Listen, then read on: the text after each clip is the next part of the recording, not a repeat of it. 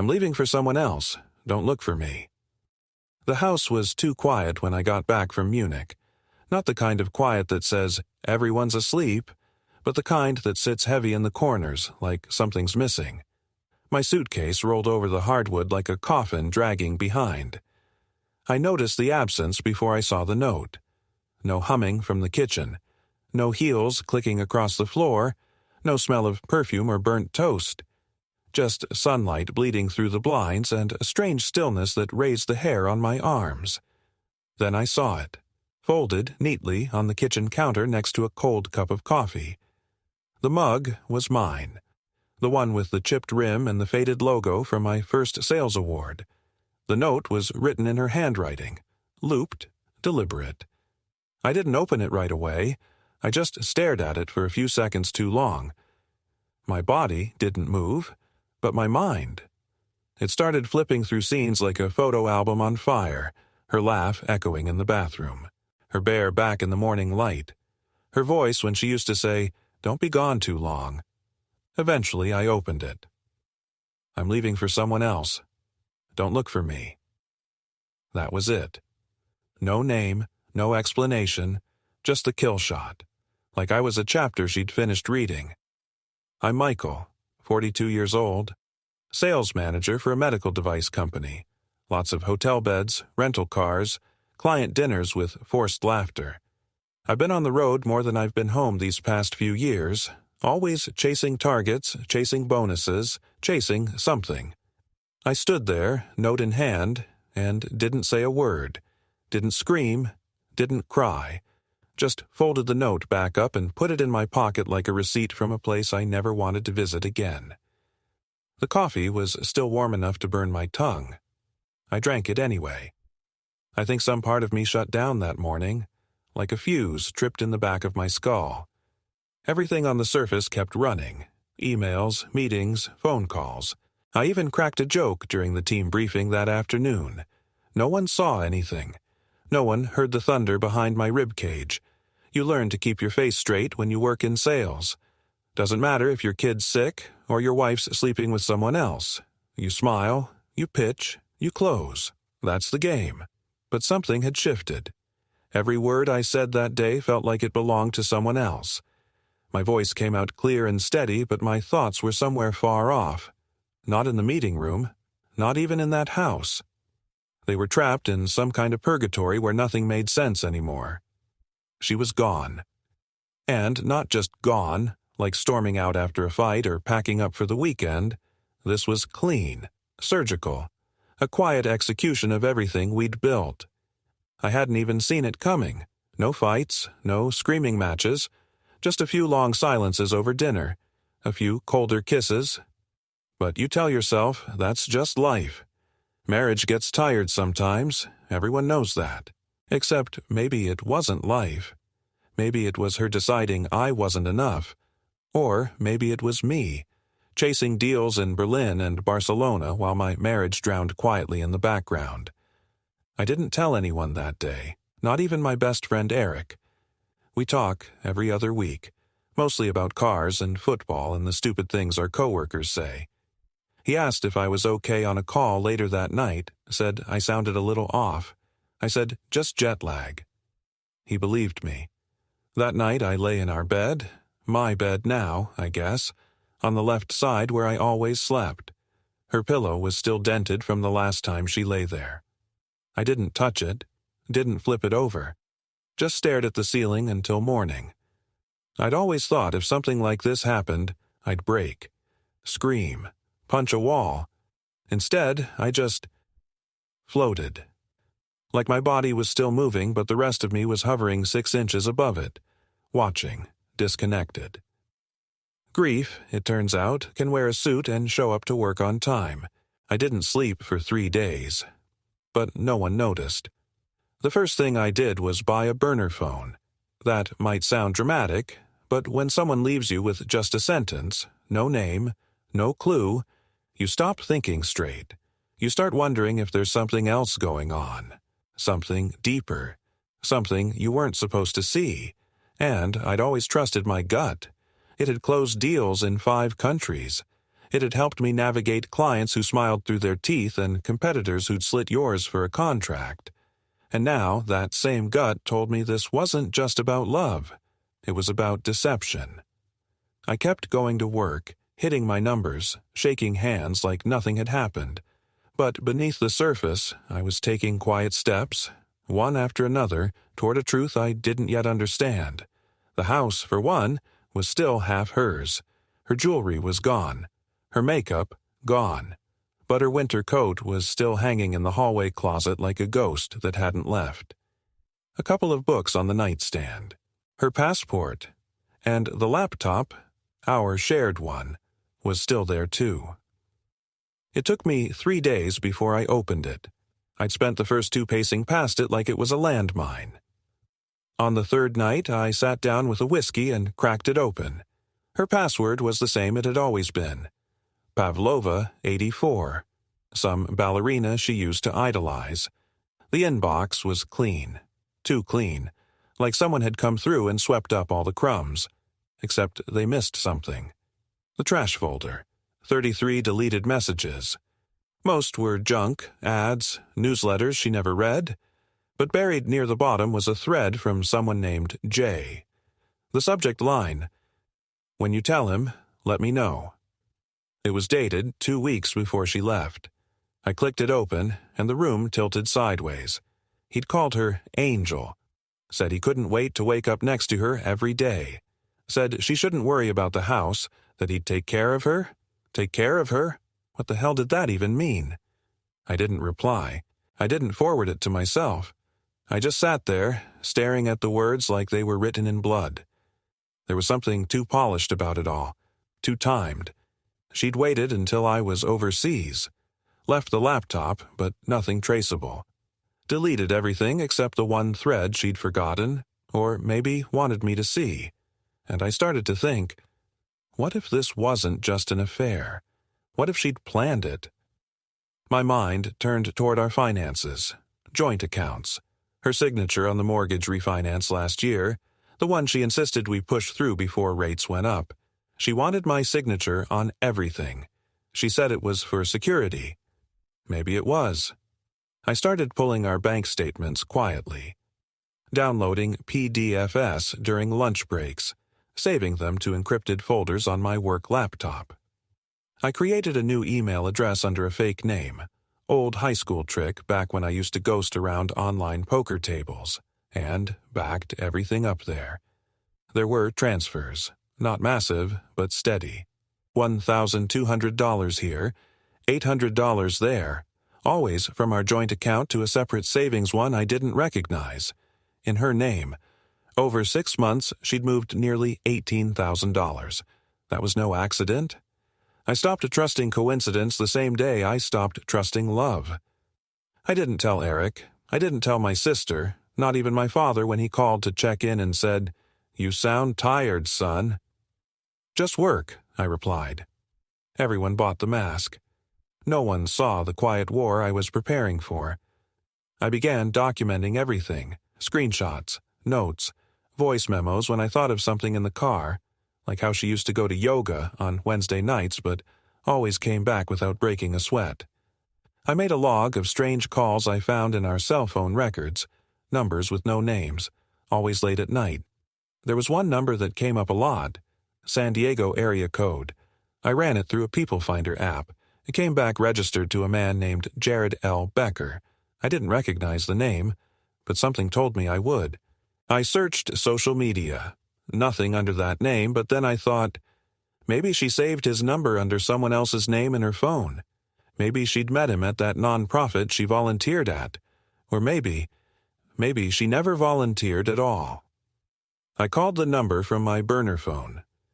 It rang twice, then voicemail. "You've reached Jared. Leave a message." He sounded young, smooth voice, confident, like a guy who wouldn't blink taking something that didn't belong to him. I didn't leave a message. I just hung up and stared at the burner in my hand, feeling the pulse of something dangerous just beneath my skin. This wasn't just heartbreak anymore. This was betrayal in layers. Calculated. and I was starting to think it was about more than love. The next step was insurance. I pulled our home policy, our life insurance, anything with both our names on it.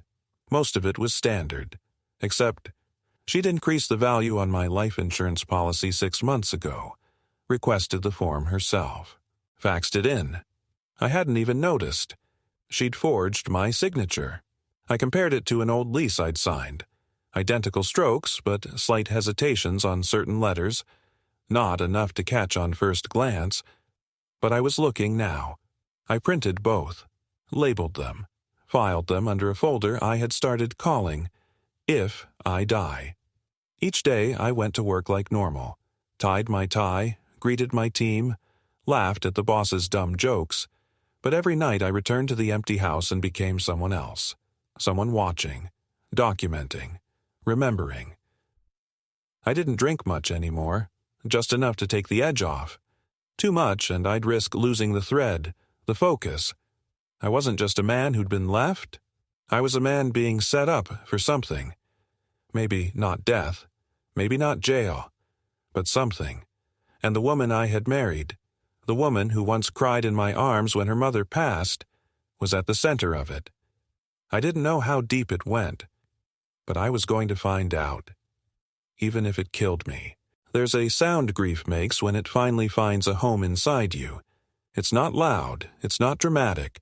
It's a soft, constant pressure, like a stone dropped in a riverbed.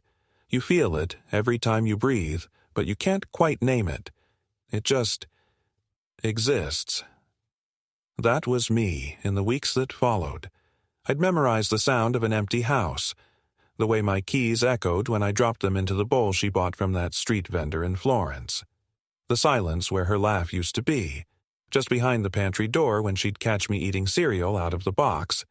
But grief wasn't the only thing taking root in me. Doubt crept in, too. Doubt about everything I thought I knew. I started second-guessing conversations we'd had, moments I'd overlooked, like the time she came home late with her hair wet, claiming the gym shower was broken, or when she changed her phone password but told me it was just for security, or how she suddenly wanted to start handling more of the bills. At the time, I chalked it up to her needing control, needing a piece of something in a life where I was always gone. But now, I wasn't so sure. At work, I was functional. I performed like a man rehearsing the part of himself.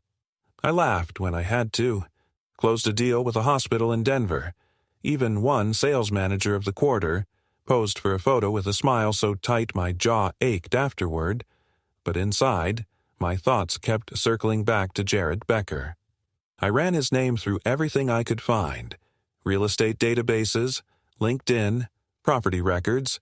He didn't show up anywhere in my state, but I found a Jared L. Becker connected to a company based out of Los Angeles, a small financial consulting firm, private clients, discreet. I also found something else.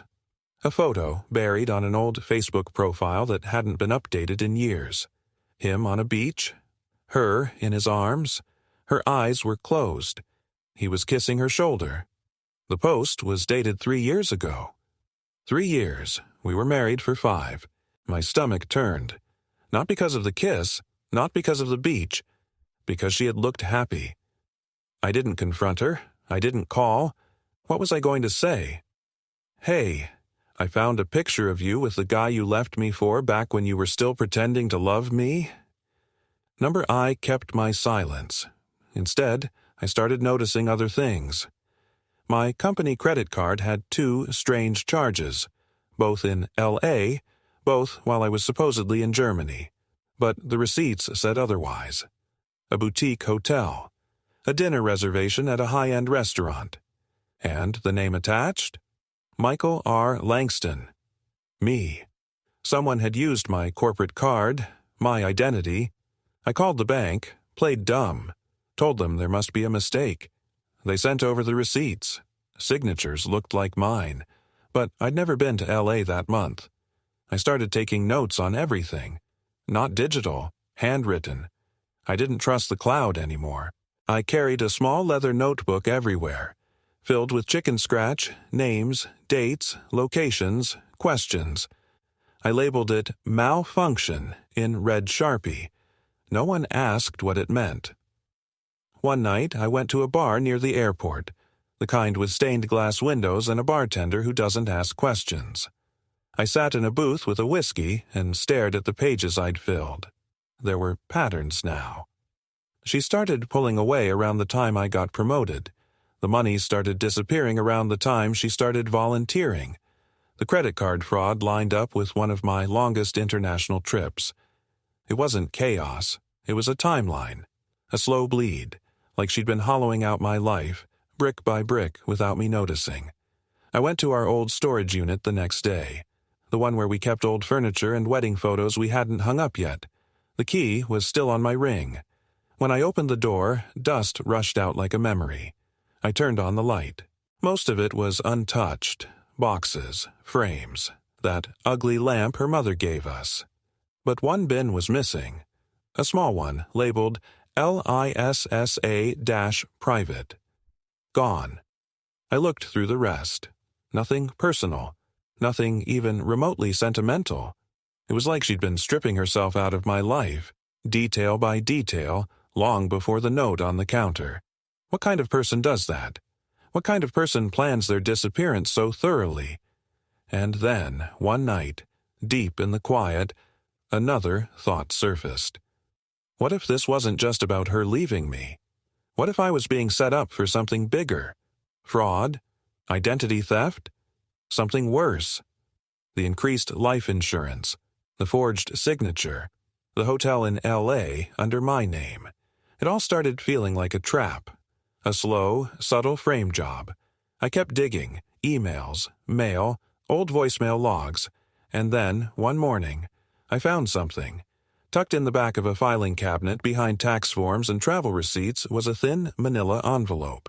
Inside, a photocopy of my driver's license and passport. Only they weren't exactly mine. Wrong birthday, wrong address, but my face. Someone had used Photoshop or some kind of ID software to create fake documents with my identity, just skewed enough to avoid direct detection, but close enough to be dangerous. There was no reason for those to exist, unless someone was using them, or planning to. I sat in my car that night with the envelope in my lap, engine idling, headlights off. My reflection in the windshield looked unfamiliar. Eyes too tired, jaw too tense, hairline a little more frayed than last month. I thought about driving to the police. Then I thought about what I had. Fragments, hunches. Nothing solid.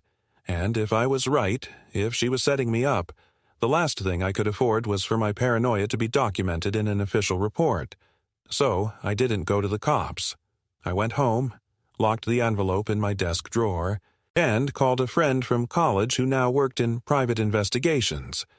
Didn't tell him everything, just that I needed a quiet background check on a guy named Jared Becker.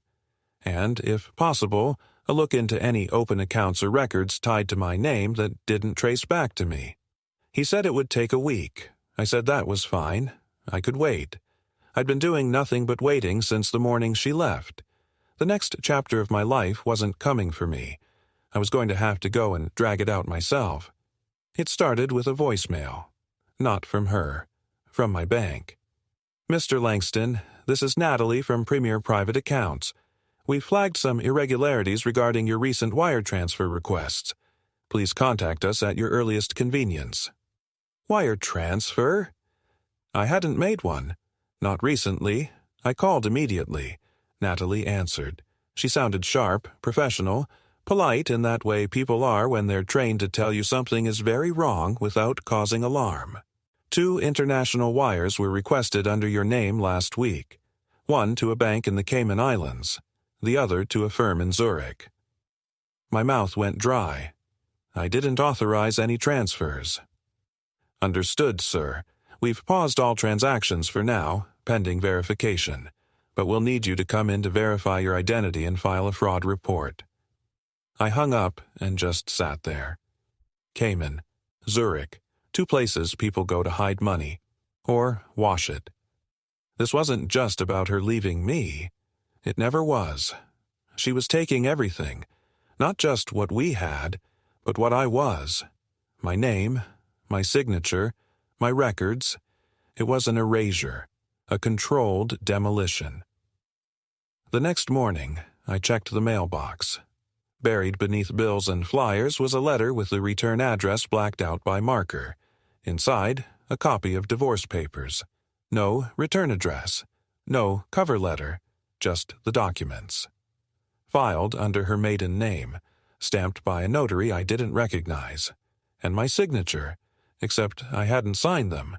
I stared at the lines, at the slightly too perfect curves of my name scrawled across the bottom. She'd done it again. Forged my hand. I ran my thumb over the ink like it would give up a secret. She wanted it official. She wanted it clean. She wanted me out of the picture, on paper and in life. I scanned every page. She'd requested full control of the house, full rights to all shared financial assets. She even listed a post office box in another state as her legal address, Colorado, a place we never visited together. A place I'd never even heard her mention. There was one more page, a quitclaim deed, signing over the house to her, filed and stamped. 2 weeks ago. I dropped the papers and leaned back, heart thudding like I'd just run a marathon. She had signed it as me. She had filed it as me. And the system had let her. I called a lawyer that afternoon, one I'd worked with during a merger back in 2018. Older guy, wore tweed, asked questions like a surgeon cutting through scar tissue. After I laid it all out, he went quiet.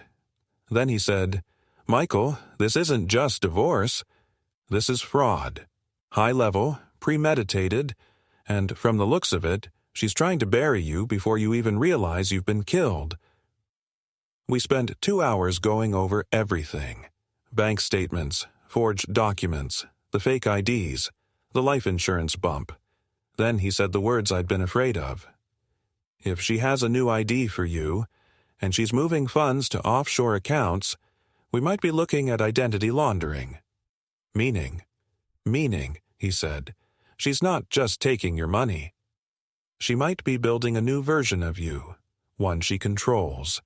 A financial shell with your name on it, something she can use, then discard. The devastation settled in slowly. I was losing everything, my house, my credit, my name, and my own goddamn narrative. She'd written a story where I was the absent husband, the one always on a plane, the one who wouldn't notice when she started copying his signature and moving his money and whispering into someone else's ear. And now she was trying to close the book. But I wasn't done. I filed an emergency motion through my lawyer to freeze joint accounts and contest the forged divorce documents. He managed to get a temporary injunction on the property transfer, just in time. Another few days and it would have gone through. We also filed a fraud report with the local PD, but I wasn't naive. White-collar crime moves slow unless blood is spilled. I knew I'd need more, something heavier. Then the PI called, said, "You were right." He found Becker. Real name, Jared Langston. The surname hit me in the gut like a brick. Langston, same as mine. And then it hit me. She hadn't just taken my money. She had taken my identity and given it to someone else. They'd opened accounts under my name, but with his face, his address, his signature. They were merging 2 lives into one on paper, me and him, and slowly phasing me out of existence. It was elegant, cruel, precise. She knew every system, every blind spot. She knew I'd never question a missing $800 here or there, that I'd never check my credit score, that I wouldn't think twice when she said she needed a copy of my passport for our records. And I let it happen. Because I trusted her. Because I loved her. Because I didn't believe someone who slept in your bed for 5 years could plan to erase you. I walked through our house that night like it was a museum. The living room with the couch we picked out on a Sunday afternoon, arguing about fabric. The hallway where she once danced barefoot to an old Stevie Nicks song while I watched her from the kitchen. The kitchen where she left the note. It all looked the same. But nothing was. That was the night I stopped being afraid. She wanted a ghost? I'd show her what one looked like. She wanted to erase me?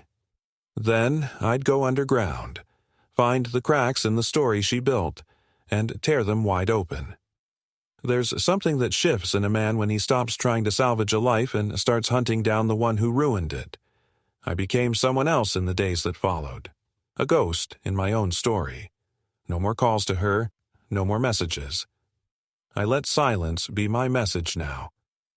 Instead, I traced her footprints in the digital dust she never quite swept away.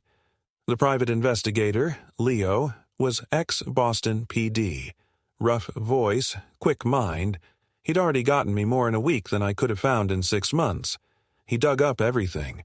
Jared Langston was born Jared Leonard Becker, changed his name 2 years ago. Quietly, legally, right after his own bankruptcy and a lawsuit involving a shady crypto firm. That alone could have been enough to bury him, but somehow he came out clean. A clean new name, and guess who signed as a character reference on his change of name affidavit? Melissa, my wife. They'd been playing the long game. That was the most disturbing part. This wasn't a whirlwind affair. It wasn't passion or loneliness or bad timing. It was structure, design, a con. Leo sent over a PDF, screenshots of property filings, online business licenses, even a fake consultancy registered in Delaware under my name, with an address tied to a strip mall 2 states over. "Check this out," he said over the phone. "They're building shadow companies using your identity, probably as financial sieves. Clean the money through a business that doesn't exist, then siphon it offshore." I leaned back in my office chair and rubbed my face. Jesus. No, not Jesus. Melissa. Every move they made, I now started to retrace. The forged quitclaim deed. Tied to a notary who had mysteriously retired after a real estate scandal last year. Paid off. Vanished. The fake passport? Run through a private print lab in Nevada that specialized in high-end document recreation. I'd seen their watermark in the background. Leo confirmed they'd been linked to identity laundering investigations in the past, but never indicted. It all pointed to one thing. This wasn't their first time. But it might be the first time they made it personal. Then we found something else. Melissa had rented a second apartment under a fake name. Marie L. Kendrick. Small place, barely lived in. But in the back closet was a filing box she forgot to clear out. Leo broke in and grabbed it before the property manager even knew it was abandoned.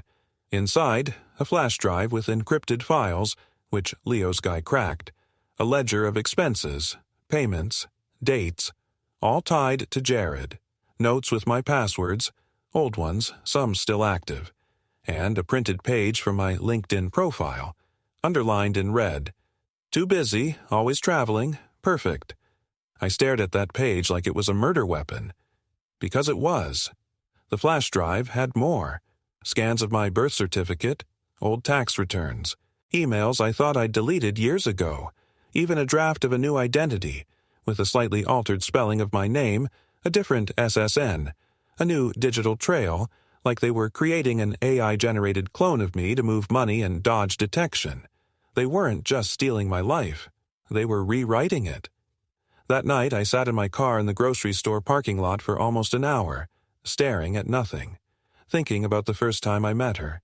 At a mutual friend's dinner. She was all fire and sarcasm, called me Corporate Ken, and mocked my tie. I laughed. I told her she was trouble. She smirked and said, "Only if you're lucky." Back then I thought it was flirtation. Now I think it was a warning I didn't listen to. I didn't cry. Haven't since this started. But something cracked in me that night. Not from heartbreak. From the sheer scale of what I'd allowed to happen. I wasn't just careless. I was complicit in my own ruin. By trusting her. By ignoring the small signs. By being a man who thought coming home with a paycheck and a tired smile was enough. She needed someone distracted. I gave her that. She needed someone absent. I handed her miles of absence. She didn't just walk through the door I left open. She remodeled the whole damn house behind my back. Leo and I met in person the next morning. Coffee shop in a strip mall outside city limits. He slid a folder across the table. Here's everything. Evidence, timelines, IP logs, digital signatures, even her new bank account routing numbers. You've got a full dossier now. You can take this to the feds. Or, he leaned back, you can finish this your way. I didn't respond right away, just looked at the folder, thick with truth. Part of me wanted to burn it. Part of me wanted to drive across state lines and knock on their door. See how brave Jared really was without a firewall and a fake name to hide behind. But mostly, I wanted to take back control. And maybe that starts with letting the right people know what I know. Or maybe it starts with letting them think I'm still playing catch-up. Either way, I wasn't their victim anymore. I was the storm they didn't see coming. Revenge doesn't always come with fists or fire. Sometimes it comes in manila envelopes. I mailed 4 of them, 1 to the IRS, 1 to the FBI's Financial Crimes Division, 1 to my company's legal department, and 1, sealed, unsigned, to Melissa's new address in Colorado. I made sure she'd see the seal from the Justice Department peeking out from beneath the flap. I wanted her heart to skip when she opened it. I wanted her to know I was alive in this story again. Inside each envelope was the dossier Leo built. Fraud, forged signatures, fake businesses, bank account numbers, altered IDs, timestamps, the lot. I left nothing out. Everything Jared touched under my name, documented. Everything she authorized behind my back, traced. The same woman who once kissed my hand at the airport gate had been engineering a financial guillotine behind closed doors, and now it was her neck on the block. That night I watched their crypto accounts drain. Leo had looped in a white hat hacker. We didn't take their money, we just rerouted the account alerts to a dummy address I controlled. Every time they tried to move something offshore, they'd get an error, a freeze. A digital door slammed shut. The trap had reversed. My lawyer filed a motion to void the forged divorce. We backed it up with sworn affidavits and Leo's files. In court, the judge glanced through the evidence and looked at me like I was the one who'd survived a house fire. "You're lucky you caught this," she said. No, I wanted to say. I'm lucky I finally stopped pretending she loved me. They tried to vanish again. But now I had people watching. Quietly, legally, and this time I didn't want them arrested. Not yet. I wanted them cornered, watching their empire fall in slow motion, knowing the man they tried to erase was now the one writing the ending. They arrested Jared in a parking garage outside Denver. Bank fraud, identity theft, wire fraud, conspiracy. Melissa turned herself in 3 days later. Her mugshot didn't look like the woman I remembered. Tired eyes, no makeup, just the outline of someone who used to know how to smile. She didn't ask for bail. She didn't fight. Maybe because she knew the case was airtight. Maybe because she didn't care anymore. I watched the trial from a distance. Didn't speak. Didn't testify. My documents did that for me. Leo sat beside me in the back row, whispering the details I couldn't process. How she opened 5 fake accounts under your name. How they routed the money through charities that didn't exist. How she used your trust like currency. Her lawyer tried to play the sympathy card. Said she was manipulated, used, isolated. Funny. That's how I'd felt for the last year of our marriage. But the jury didn't buy it. Guilty. Both of them. They gave Jared 5 years. Melissa got 2, reduced for cooperation. She turned over the last of the offshore accounts in exchange for leniency. I should have felt satisfied, but justice doesn't always feel like victory. It felt quiet, like a door closing behind me and the echo it left behind.